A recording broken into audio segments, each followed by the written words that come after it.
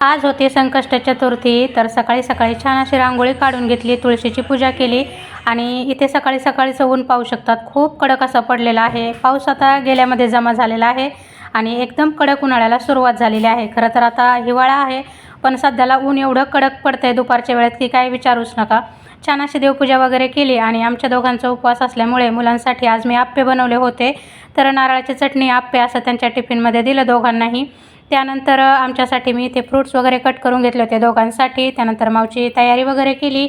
छान असं देवाचं, स्वामींचं दर्शन घेतलं आणि त्यानंतर मी निघालेले आहे माऊला स्कूलमध्ये सोडून येण्यासाठी. तिला स्कूलमध्ये सोडलं, त्यानंतर पुन्हा स्कूल सुटल्यानंतर तिला घरी घेऊनही आले. दुपारच्या वेळेत मी काही जास्त रेकॉर्डिंग वगैरे काही केलं नव्हतं.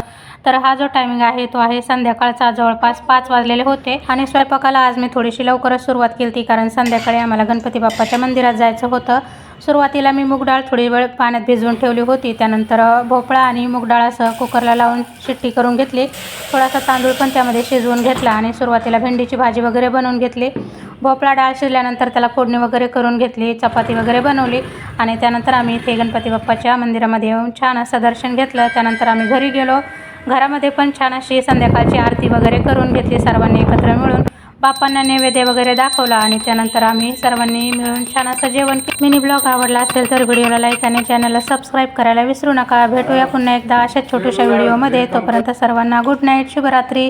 श्री स्वामी समर्थ.